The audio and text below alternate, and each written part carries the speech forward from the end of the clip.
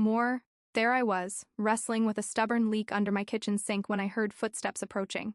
My hair was a mess, twisted into whatever shape it had managed to form on its own. Sleeves pushed up to my elbows, hands gripping a wrench with determination. This definitely wasn't the version of myself I would have chosen to present to visitors, but when I pulled myself out from under that cabinet and saw their faces, curious, amused, maybe a bit surprised, I didn't rush to fix myself. I just smiled, took a breath, and welcomed them inside. Before we continue, I want to thank you for being here. If you're enjoying these stories, a like and subscribe would mean the world. It helps keep these tales coming. And if this is your first time listening, I'm truly glad our paths crossed. Let's dive in. The knock came while I was already deep in battle with the plumbing. My knees ached against the cold tile, tools scattered everywhere, around me. My hair had given up hours ago. I crawled out, grabbed a kitchen towel to wipe the grime from my hands, trying to act like I hadn't been muttering frustrations for the last hour. Wasn't expecting backup for a leaky faucet, I said with a crooked smile. The first visitor stepped inside. He was older, with silver streaks running through his dark hair, eyes that held a calm strength. His presence somehow made the chaos of my kitchen feel less overwhelming. The second one followed, younger, with an easy confidence and a quiet awareness as he took everything in. He wasn't staring exactly, but there was something observant in his gaze that made me suddenly aware of the towel in my hands, and the smudge of dirt probably marking my face. I like to get a full picture when I can, the younger one said as he set down a small toolbox. Easier to spot what needs attention. I raised an eyebrow, amused, and turned toward my coffee maker. I'd been planning to brew a pot anyway. Coffee? I offered, keeping my voice light, though something unexpected stirred inside me. A small warmth I hadn't felt in a while. Maybe it was just nice to have company. Maybe I'd been alone with my repairs for too long. Black would be perfect, the older visitor said, his voice warm and genuine. Whatever you're making works for me, added the younger one, positioning himself close enough that I noticed, but not so close that it felt uncomfortable. I poured 2 cups and handed them over. When the younger visitor took his, our fingers brushed for just a second. Nothing dramatic, just a simple touch that somehow felt weighted with awareness. His eyes met mine like he was trying to understand something deeper. And strangely, I found myself doing the same. When I crouched back down to check the cabinet, I felt their attention drift my way. Not in any uncomfortable way, just in a way that reminded me what it felt like to be truly seen. I didn't rush, didn't hide the small smile forming at the corner of my mouth. When I stood up and found the younger visitor still watching, I just held his gaze and smiled back. No words needed. I let the moment simply exist. Didn't expect plumbing repairs to feel quite like this, he said quietly, trying to keep things light. The older visitor glanced at him with a look that held more amusement than reproach, a gentle reminder to stay respectful. I let his words hang there for a moment before tilting my head slightly. Well, you both showed up to help. Seems only fair you get the full experience. The younger one laughed softly under his breath. The older one returned to examining the pipe, though I noticed his focus wavered slightly whenever I moved. I lowered myself again, reaching for a cloth I didn't really need, giving myself a quiet moment to process what was happening. Their silence wasn't awkward. It was the opposite. Comfortable, welcoming, filled with something I couldn't quite name yet. I shifted to stand and I heard the younger visitor exhale slowly, like he'd been holding his breath without realizing it. When I rose, he was closer than before. Not demanding anything, just making it clear he valued this moment we were sharing. He reached past me for a screwdriver, his arm brushing mine lightly. I didn't step away. Behind him, the older visitor paused, glancing from the younger man to me. For a heartbeat, our eyes connected. Nothing rushed or presumptuous in his expression, just thoughtful recognition, like he sensed something shifting between the 3 of us. The kitchen settled into an unusual quiet. Not quite silence, but a softened atmosphere, like someone had gently lowered the volume on the world. The refrigerator's hum, the clink of metal tools, the breeze through the window. Everything blended into a stillness I hadn't experienced in far too long. The older visitor held his wrench loosely, but his focus stayed partially on me, as if waiting for me to guide what happened next. I didn't speak. I just stood there, feeling more present than I had in months, maybe years. After my divorce, I'd convinced myself I didn't need this anymore, didn't need lingering conversations or soft glances or people who noticed when my expression changed from tired to content. I'd told myself I was comfortable in the silence. But the truth was simpler. I missed being seen, not in some grand, dramatic way, just in the ordinary moments of daily life. I missed mattering. The younger visitor shifted beside me again, reaching for another tool. His movements were deliberate, offering closeness without assumption. It wasn't flirtation, it was just presence, straightforward and genuine. And it touched me more deeply than I'd expected. I glanced at the older visitor wiping his forehead. He didn't look away this time, and the steadiness in his eyes felt like a reassuring hand on my shoulder, even though he'd never actually touched me. A warm thought flickered through my mind. What would it feel like to open myself to people again?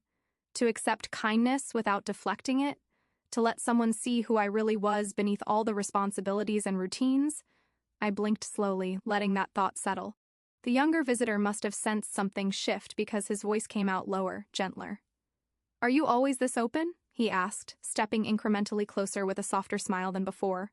"Or is today special?"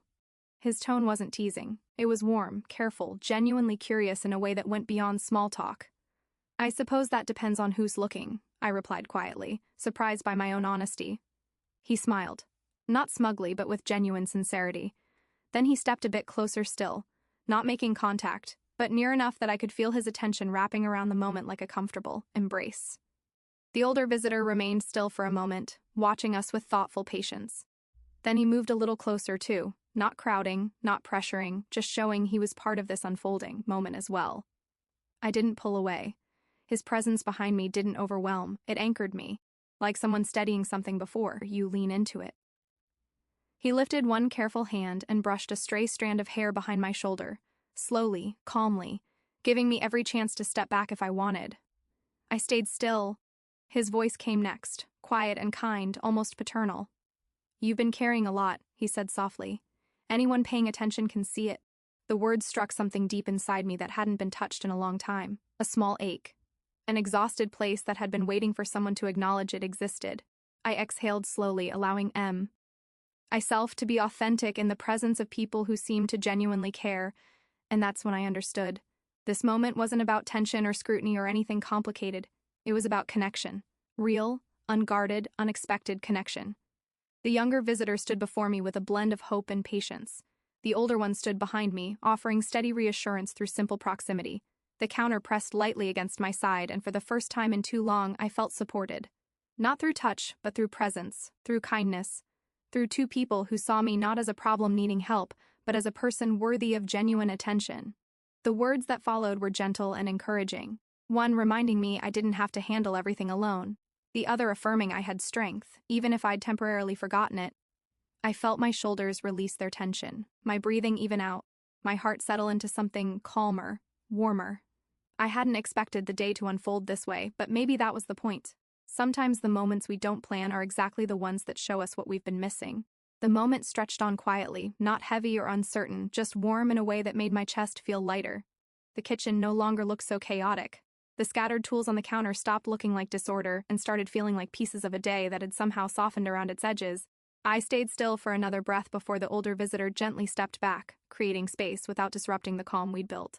The younger one followed a moment later, lowering his tool and watching me with an expression both careful and open. For several long moments, none of us spoke. Speaking too soon would have felt like shattering something fragile, something we hadn't meant to build but had anyway. Finally, the younger visitor cleared his throat softly. "Is there anything else you need help with?" His voice carried more quiet than before. No joking tone, just sincerity. I looked at him, then at the older visitor. One wore a shy half-smile he didn't seem aware of. The other maintained calm, steady eyes that held gentle concern. I smiled at both of them. "Maybe tomorrow," I said, meaning it. Not as a suggestion or promise, but as honest acknowledgement that their company had felt good, simply good, in a human way that had nothing to do with drama or intensity. Just good.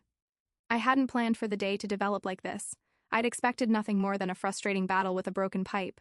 But maybe that's how real moments work. Maybe connection shows up in the most ordinary places on the most unremarkable days when we're not polished or prepared or rehearsed. Maybe the authentic moments are the ones we never see coming. They gathered their belongings slowly, almost reluctantly, as if leaving too quickly would feel rude. The younger visitor took one last look at the work beneath the sink to verify everything was secure. The older visitor closed his toolbox with a soft click, glancing at me once more to make sure I was okay. "If anything else breaks, just call," he said gently, "even if it seems small." I nodded. "I will." They moved toward the door, and the younger one paused in the doorway, turning back with a hopeful yet respectful expression. "Thanks for the coffee," he said. "And the conversation." "Thank you," I replied. "Both of you." When the door closed behind them, the kitchen felt transformed. Not empty, not silent, just calmer, like the atmosphere itself had settled into a gentler rhythm. I leaned against the counter, absorbing the space they'd just left. The folded towel, the coffee mug still warm, the open cabinet beneath the sink. Everything felt like a snapshot of a moment I hadn't known I needed until tea arrived. I let myself breathe. Really breathe. For the first time in ages. The breath didn't feel rushed or forced or trapped. It felt like something I deserved. Maybe it was the way the older visitor had spoken to me. Soft yet steady, like he recognized the weight I'd been carrying without needing me to explain. Maybe it was how the younger one smiled when he talked, open and patient, like he was ready to listen to whatever I wanted to say without judgment. Or maybe it was simply the rare feeling of being acknowledged, truly acknowledged, not for my responsibilities, or the tasks I manage, or the roles I play, but for the person underneath all of it. I hadn't realized how deeply I'd missed that. I'd spent years convincing myself that independence meant handling everything alone. That needing warmth or conversation or simple human connection somehow meant I wasn't managing life correctly. But standing there in my kitchen with a repaired faucet and 2 cooling coffee mugs on the counter, I understood something. Maybe being strong isn't about keeping people out. Maybe it's about letting the right people in. Even for a moment, even for something as simple as tightening a pipe or sharing a cup of coffee. I thought about how the younger visitor had moved a tool aside so I could reach the cabinet. The way he'd stepped closer.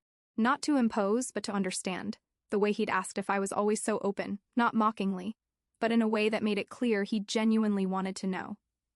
I thought about the older one, too. The way he'd noticed the tension in my shoulders before I'd even registered it myself. The way he'd spoken like someone who'd lived enough life to recognize the quiet kinds of exhaustion. The way he'd moved with patience, giving time and space without making me feel alone. I'd forgotten how much kindness could matter in a single afternoon. As the sunlight shifted through a window, I placed the mugs in the sink and ran gentle water over them, watching steam spiral upward. It felt symbolic somehow, like the beginning of something warmer, calmer, more present. I checked the pipes out of habit. Everything was repaired, secure, stable. The quiet made me laugh softly to myself. Despite all the effort I'd put into trying to fix things alone, maybe what I'd needed most today wasn't the repair itself. Maybe it was the reminder that connections still exist, that people can be gentle, that glances can be kind, that conversations can heal more than broken faucets. I dried my hands and surveyed the kitchen one last time. It felt different now, not because anything had physically changed, but because something inside me had shifted. I felt a bit more open, a bit more hopeful, a bit more willing to let moments in instead of brushing them aside. I walked to the living room, settled onto the couch, and let the stillness surround me. It wasn't the lonely kind of quiet, it was the soft kind, the peaceful kind, the kind that feels like a door has opened somewhere deep inside you. I picked up my phone, glanced at the notifications, and smiled when I saw the reminder on my screen, record next episode, and suddenly, the story felt effortless to tell. The words felt ready. The warmth of the day lingered in my chest like a quiet echo. So here's my genuine question for you. Have you ever wished moments like this would find their way to you? The unexpected kind, the gentle kind, the ones that remind you you're still allowed to experience something meaningful. If you were here right now, what would you want to share? Tell me in the comments below. I'll be reading every one. And if you haven't already, please take a moment to like this video, subscribe to the channel, and turn on notifications so you won't miss what comes next. Thanks for listening, and for being part of this journey with me.